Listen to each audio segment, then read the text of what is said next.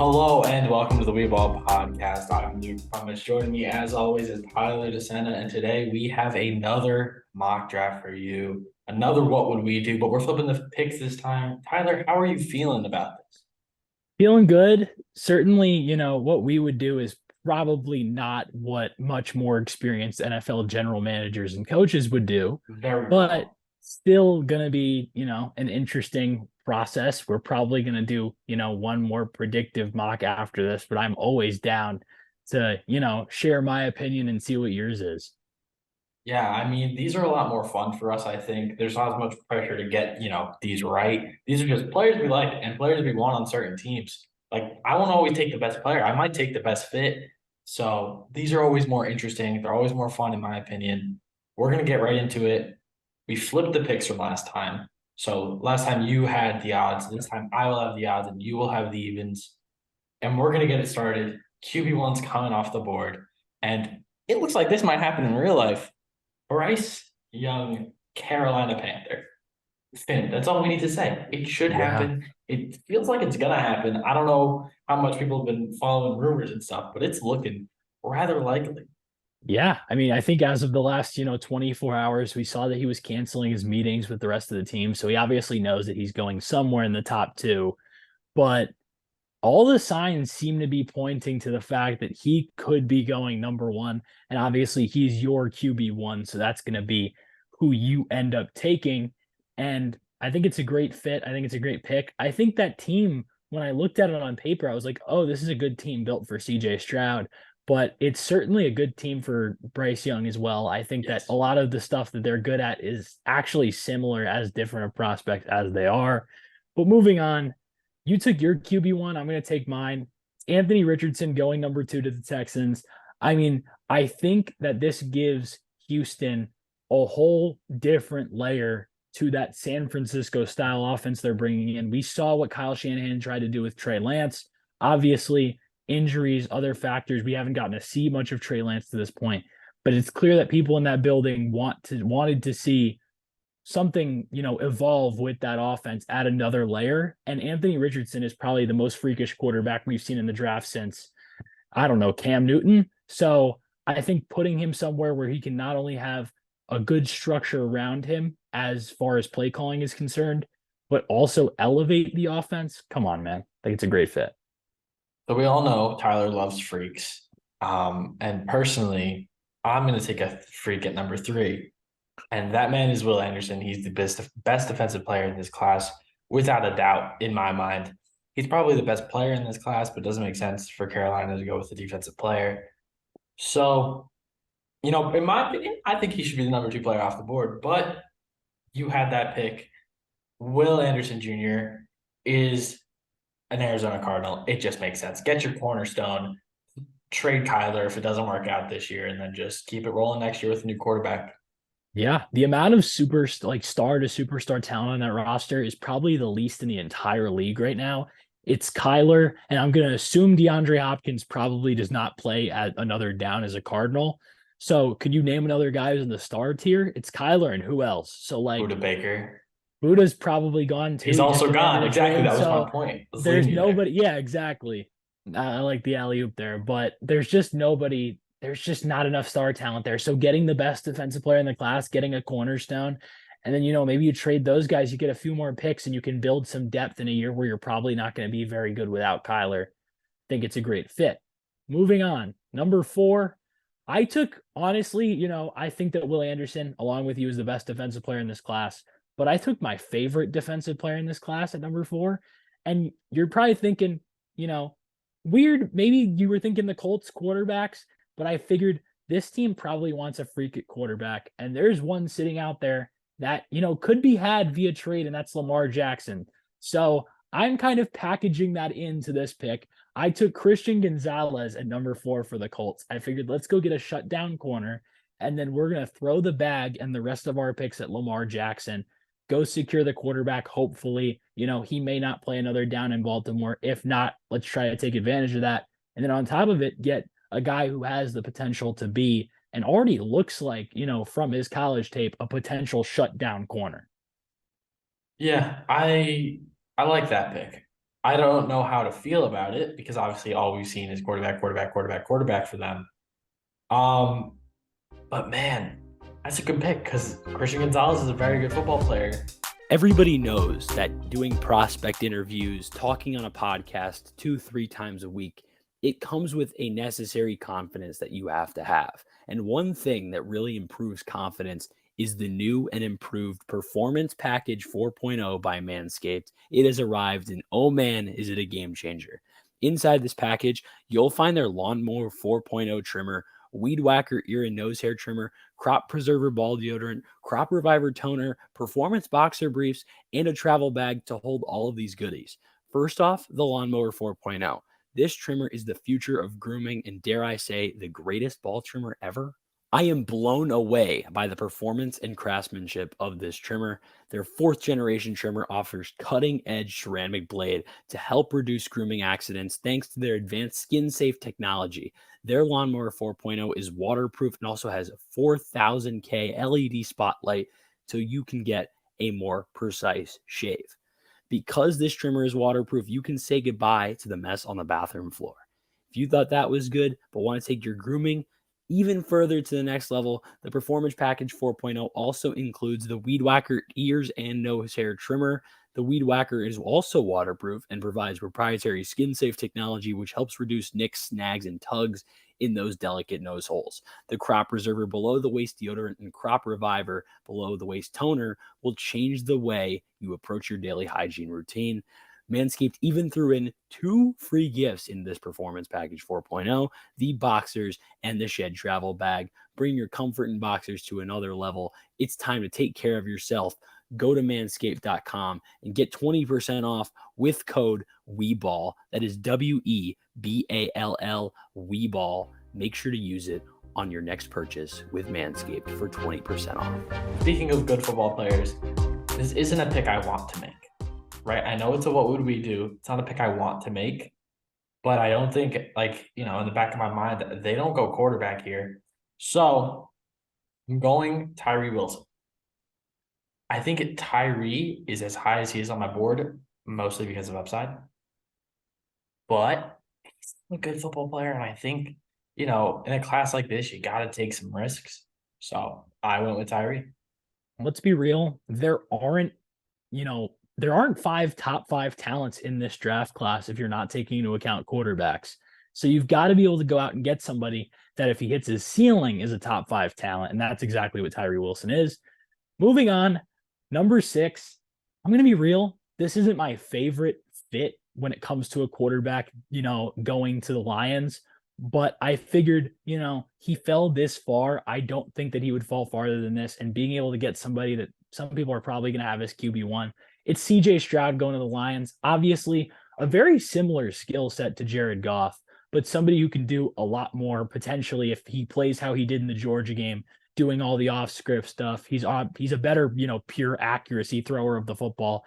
I said it on the last podcast. There's accuracy and there's accuracy plus, and CJ Stroud's got accuracy plus. Why not put him in an offense that already looks like it's, Super Bowl caliber around him? Yeah, I mean, and they have a lot of picks. Like, they could make that offense even better. They could get him line support. They could get him another wide receiver. Like, there's a lot that they could do for that offense, or they can focus on the defense after getting their quarterback for the future. So the Lions have options, man. They're building this team the right way. Speaking of a team who normally doesn't build their teams the right way and kind of messes up rebuilds every single year, I'm going to fix the Raiders with one pick. Obviously, an exaggeration, but I am picking Nolan Smith. I'm taking the risk of the draft. Like, he's a very good football player. Hold on. He's a very good football player. This isn't the type of edge that you normally have, in this Patrick Graham defense. But that Patrick Graham defense is normally very good when they get pressure. When they get pressure, that Patrick Graham defense is amazing. I know from experience. And you change up the way people have adjusted to that defense. You change up the way you get pressure. You put a guy like Nolan Smith who's going to get there like that. It just makes sense to throw a little bit of a curveball in and let Jimmy G have the ball more. That's really all it comes down to. Yeah, it's a team that kind of, they're stuck in the middle. They got to figure out how to win now in an AFC West that looks unstoppable, and then also figure out a way to win in the future. And I have to say, I think that player has always existed in that Patrick Graham defense. It's just never had the lead pass rusher kind of role. And I mean, obviously, being on the Raiders, you're gonna have Max Crosby on the other side. But I feel like those teams have always had, like, in Miami it was Andrew Van Ginkel, those kind of pure like pass rushers that you can bring out that are kind of the high speed, high athleticism. I know you don't think of Van Ginkel as that, but kind of a similar role, somebody who can, fill a lot of different They spots. never have a superb athlete at that spot, is what I was saying. Like they always Yeah, try it and it doesn't work. yeah, but they definitely do have those like stand up edges as Yes. opposed to, like, I mean, it is a 3-4 defense. And I think that I think is a good fit overall. Moving on to number 8, I figured, the Falcons, they went out and they got Jeff Okuda. But here's the thing, as much as I like Okuda and I love the ceiling, do we really know that he's, an elite corner that you're going to pair alongside AJ Terrell? And I just don't think that that's the answer. And then the rest of their cornerback room is obviously not great when they went out and traded for a guy who was a former first round pick. So I'm going out and I'm taking a guy that has potential to be the best zone corner in this class, could even move to safety down the road if you wanted him to. I feel like he's the most versatile corner in this class.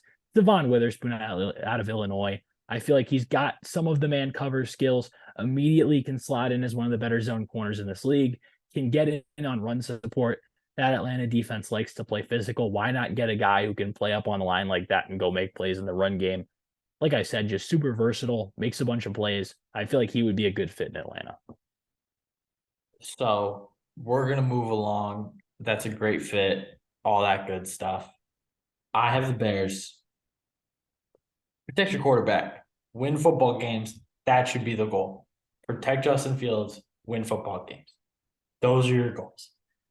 You're gonna pick Paris Johnson here. You're gonna like it, and you're gonna just let Justin Fields have time.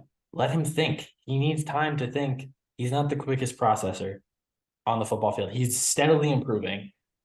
But giving him a guy like Paris Johnson allows him to have, a tackle that he trusts, that he can, stand by and not be fearful that he's going to get blown up on every single play like it looked like he was this year.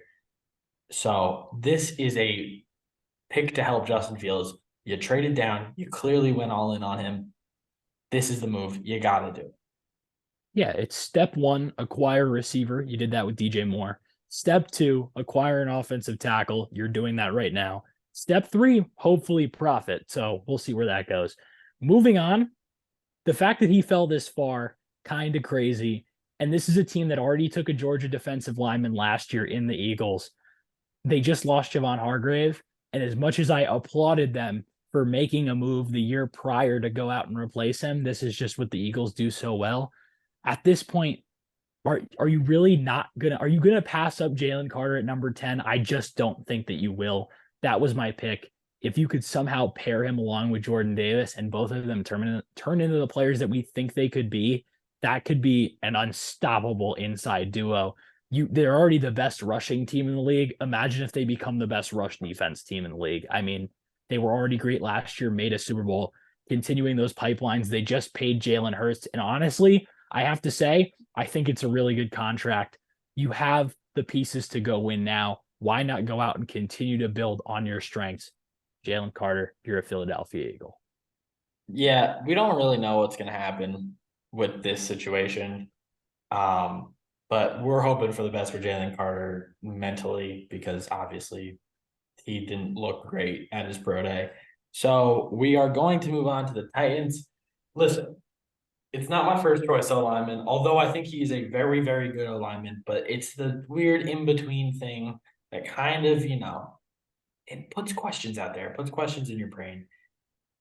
But this is a spot where I think it is worth it to take Peter Skoronski. I think he's going to be the first offensive lineman off the board. I don't know if I would do that, because I would want someone who's pure at either of the two, main focal points of the offensive line.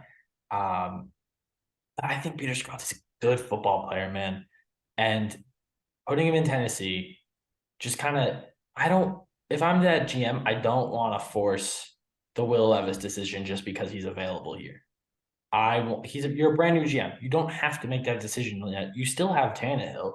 Like, Play the long game. I think it's perfectly fine to sit down, play the long game, and be yes, like, let's take a quarterback we love, not a quarterback we might only like a little bit. If they love Will Levis and he falls this far, do it why by all not? means. By all But means, do it. we're doing obviously as if we were the GM and Will Levis is each of our QB4. I don't know if we want to take QB4 this high. Moving on, this is one of my favorite fits of the draft. And I honestly just want to see it happen for the sake of getting him in this offense. It's the Texans up again. I took AR. Let's go out and get him a weapon. I did it last time we did it last time when we got Bryce there. I think you picked him. It's Jackson Smith and Jigma, man. He's such a good player. The best receiver in this class. He can just eat from the slot. And that's exactly the kind of receiver, even though a lot of the times you only see them come out in those like 2 wide receiver sets, like in those San Francisco systems, they eat like slot receivers because the amount that they operate over the middle of the field. And that's just exactly what JSN does well. He is perfect in those areas. And honestly, a lot better after the catch than he gets credit for because he just moves in a different way, kind of, just maneuvers his way between defenders and makes plays consistently. JSN Texans. I think it would be an awesome fit no matter the quarterback. But given it's AR, why not go get him somebody who's already been a reliable target in college and we suspect will be one in the pros? All right. People are not going to be happy about this. I know it's coming. But fortune favors the bold. And currently, Aaron Rodgers is not on your football team. Lamar Jackson is not on your football team, New York. You know who is on your football team? Zach Wilson. You know who's about to be on your football team? Will Levis. Basically, he's, just a bigger Zach Wilson. What could go wrong? He likes mayo. I mean, that seems like a perfect fit. The Jets and mayonnaise. I hate the Jets. So I mean, that is same what I here, but just this is just cruel, to be honest. Not to the Jets because it's QB4, but it's a guy we expect to go in the first round. And as much as it is a little cruel to the Jets because of the fact that they think they're getting Rodgers, this is a cruel comparison to be giving Will Levis. But that's a whole different story. No, it's not actually that I just think they could be very similar in career path. They just went in they did just start their offseason program, and there is no Aaron Rodgers there. So I do understand it. Moving on, there's nobody. I'm pretty sure it's like Jeff Driscoll or something. I don't even know who their quarterback is at OTAs right now. I think Jeff Driscoll might be somewhere else, but who cares? Dude? Moving right along, we've got number 14 in another AFC East team. It's the New England Patriots. And you know what I think of with the Patriots? I think of versatility in the defensive backfield. And I think of things that would scare me as a Dolphins fan and keep me up at night. And I don't know if there's a pick that would keep me up at night more than Brian Branch. And that's who I went with here. Just somebody who they just lost Devin McCourty. He retired. Obviously, their defensive backfield is always, a little wonky. We don't really know what's going on there because they keep a lot of slot guys. So let's go out and get somebody who can play just about anywhere. Someone who can play up on the line, somebody who can play back, somebody who can play in the nickel. He obviously did all those things at Alabama. We saw a Bill Belichick disciple go out and get Minkah Fitzpatrick and try to play him in the box, and Minkah Fitzpatrick did not want to do it. Brian Branch is not scared of playing up front. I think it's a really good fit, and honestly, something as a Dolphins fan, like I said, would very much scare me. So Brian Branch, number 14.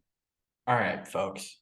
Listen, I think we have done an injustice as the draft community to this man that I'm about to take for the Packers. I think I'm going to say something here that might not be true, and I might be forgetting someone. I think this is the most underrated player in the first round of the draft, like the most underrated first rounder. I'm being honest here.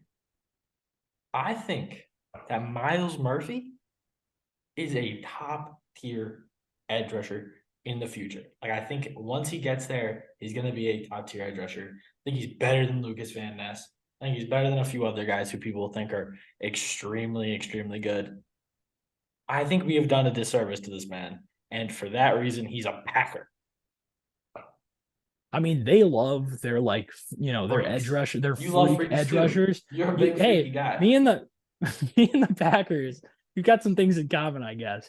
But I think it's a good fit. I'm just gonna breeze right past that. We're moving on to another pick that I've just kind of seen me continue making, and it's kind of because of a Penn State connection, which is very odd. But honestly, I still think it's a really good fit, and I think that there weren't many other players on the board that I liked here. It's the Commanders, number 16. They just got sold to a Philadelphia man, actually. So even more of a Pennsylvania I think he's connection. from Jersey, but yeah, But he owns the Sixers. he also So owns the Devils. Like, you know what? Move on. I'm taking Joey Porter. I think I'm just gonna try to make connections here because why not? It's what I would do, and I want to make it what they would do. Joey Porter, I think, is one of these guys that, with his press ability and what we saw from him in the season, it would not shock me if you're looking back in 5 years and you're like, Joey Porter was the best corner out of this class. Obviously, I don't think he's there yet. There's a lot to be worked on. He really doesn't have much of a plan outside of press coverage, but he's so good there, and the potential is clearly there. I think he's a first-round corner, and I think he's probably going to go higher because of the way that this draft class is stacked up. Number 16, I feel, is a perfect slot for him. you know, Tyler went with the Penn State connection instead of going with the Maryland connection, which would make more sense. But we're going to move on from that, and I am making a connection between the Steelers and blue collar players, and Broderick Jones is a blue collar people mover, folks. This dude blocks people. That's what he does. It's his 9 to 5. He likes to push people around. He's just a big dude who likes to push people. And that is exactly what I want blocking for Najee Harris. It's exactly who I want blocking for Kenny Pickett, Jersey legend.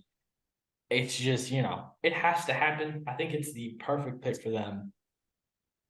Yeah, I That's think, all I got. getting somebody who's like kind of a raw mauler type in Pittsburgh and letting them go to work on refining his skill set, I think is kind of awesome because, Pittsburgh, they just like going out and getting big physical dudes. And that's exactly what Broderick Jones is.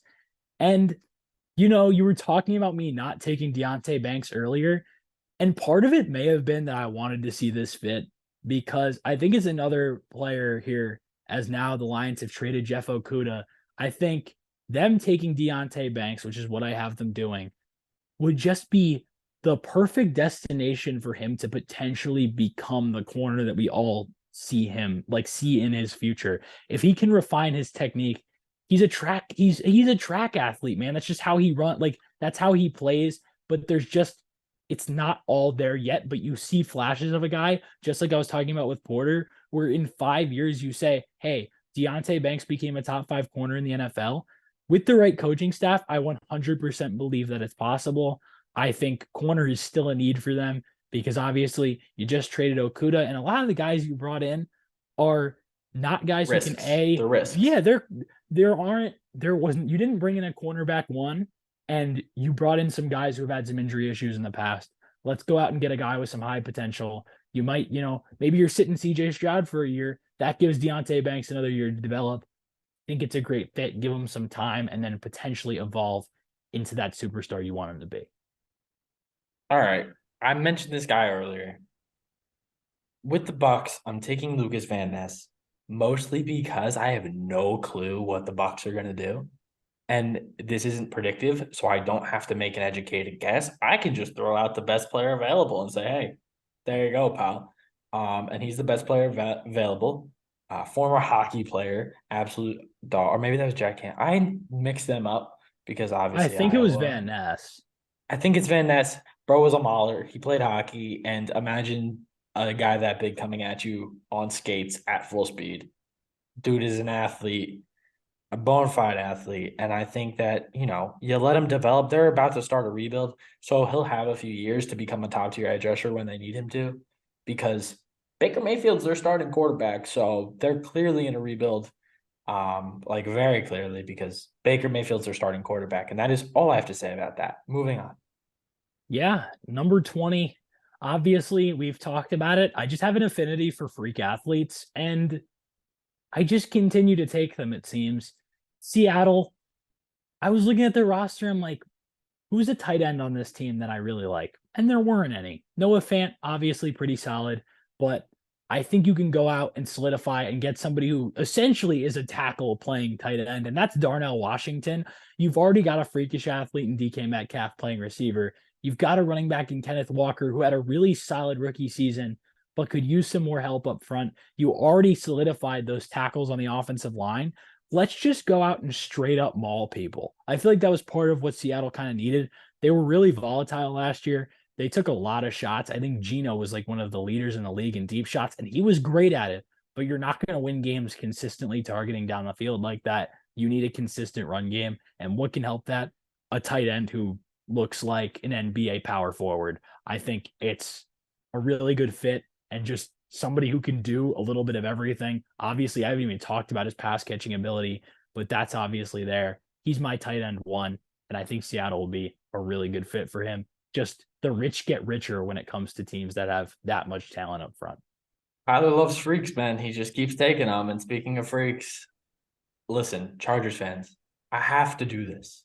It is my civic duty to do this, man. Is it Tanner McKee? It is not, but it should be. It's actually Tyson Bagent. Now I'm playing. I took a running back. All right.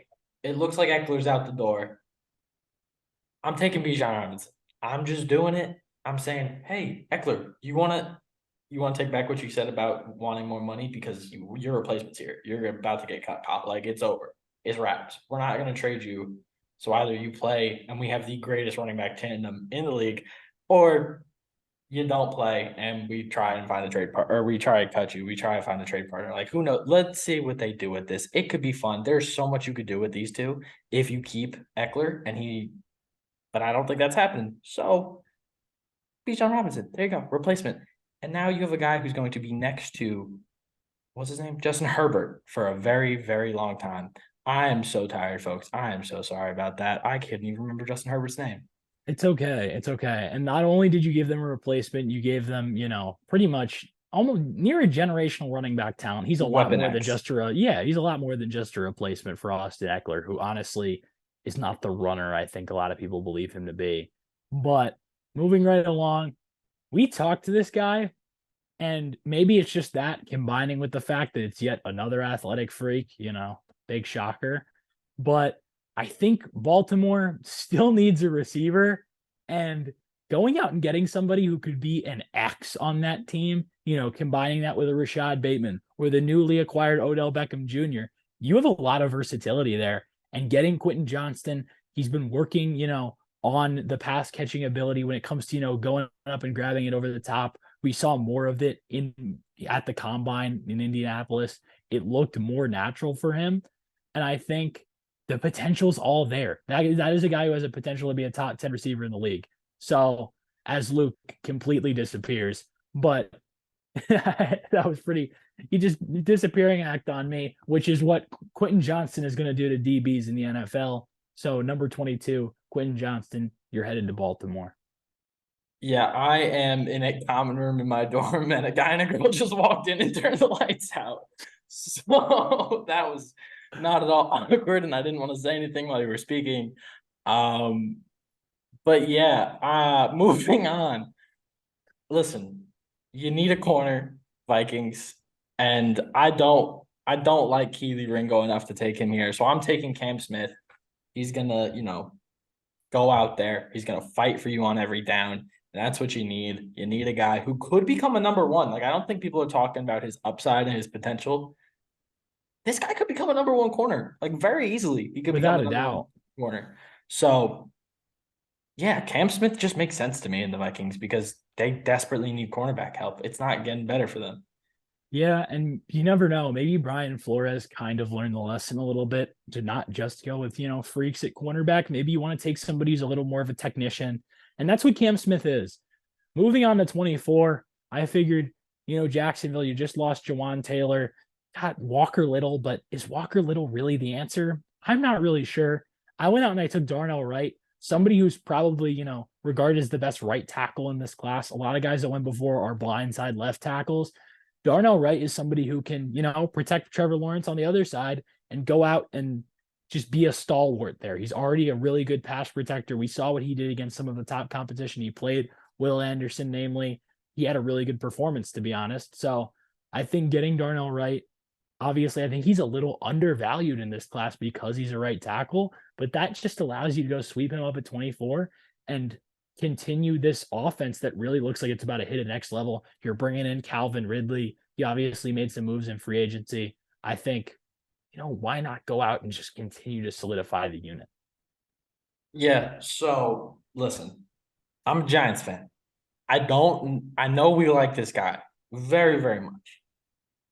I feel like he might go higher than this, to be honest, but I really just don't know where the wide receivers are going to fall in this draft.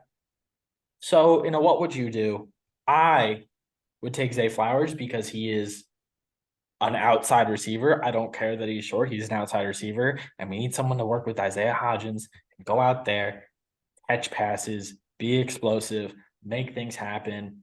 We need playmakers, and that is what Zay Flowers is. Welcome to New York, Zay Flowers. I really like it. I think that's somebody who, like you said, can play inside and out and can make big plays. And you've got a lot of pure slots there right now. You need somebody who can do a little bit of everything. And this next pick, another NFC East team being the Dallas Cowboys, I think we can kind of pencil this pick in, maybe a little light shade of pencil, because we did it. I think a mock came out today from, I think it was one of the Dallas reporters who's pretty plugged in, and they were talking about Michael Mayer. And a lot of reports came out today that seem like Dallas likes Michael Mayer a lot, and that's somebody they've been looking at. And it just seems like a Jerry Jones pick, going out and getting a guy who is, big, athletic, can make plays in the run and pass game. It's Michael Mayer. I mean, there's not much else to say. He has the potential to be baby Gronk. They've been calling him it forever. Why not go out and just add another weapon? Your offense is already great when Dak's on the field. Go get him somebody else to throw to. Yeah, Jerry Jones loves Hollywood players, and this guy is a Showtime type player. But I'm going with a guy who's a Showtime personality. Our boy Felix talked to him in Mobile at the Senior Bowl. This guy's a lot of fun. This guy is great. And he's a good O-lineman. I think he's being underrated. Another heavily underrated guy. I would take him with a first-round pick, and that is Steve Avila at TCU. He is probably the best pure guard, in my opinion. I know people really like Osiris Torrance. I think Osiris Torrance is good. I think Steve Avila is just this much better. So, Bills, get a guard and run the ball up the middle with an actual running back, please. Thank you.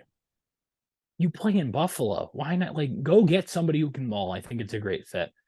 Moving on, we got the Bengals, and this team looks really complete for a team that a couple of years ago we were talking about. They've got issues on the offensive line.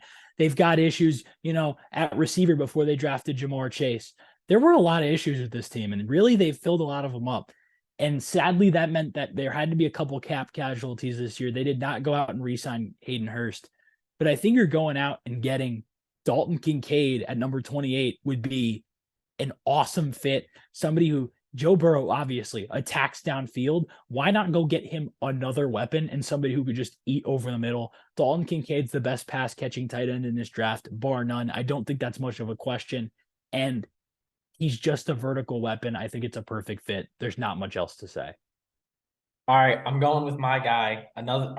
Every time we've done a What Would You Do mock, this is the guy that I put around this area of the draft because I think he deserves to go here, and that is Keon White. Big real estate guy, big art guy. He's a smart guy. He's an athlete. It's just you need a good edge rusher with the Saints.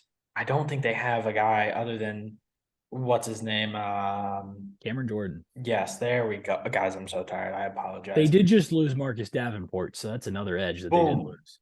Perfect. Keon White.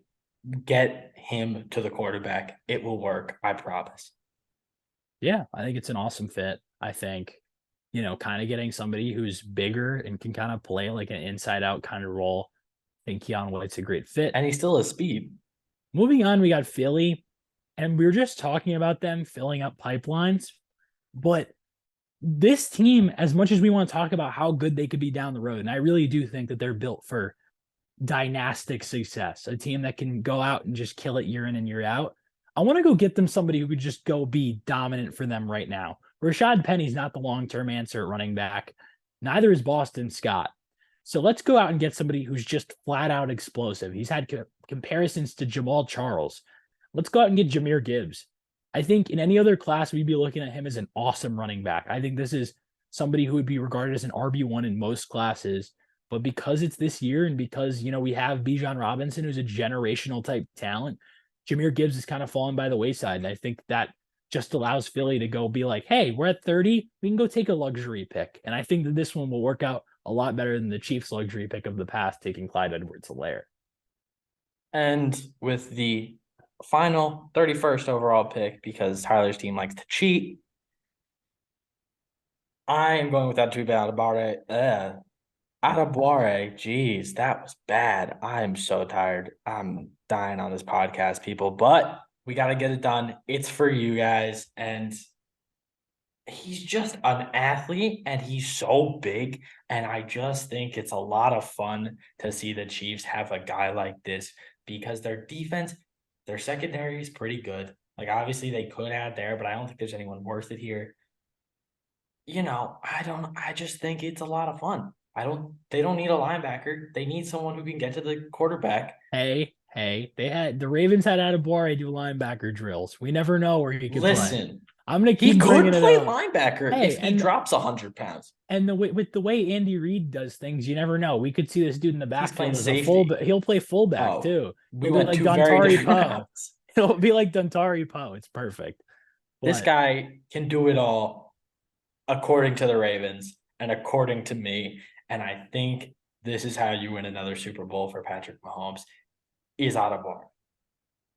That is all for the We Ball podcast. Thank you for watching our mock. We have a big announcement. Tyler's going to be doing a whole bunch of really cool stuff on the Twitter, so watch the Twitter because big things are happening.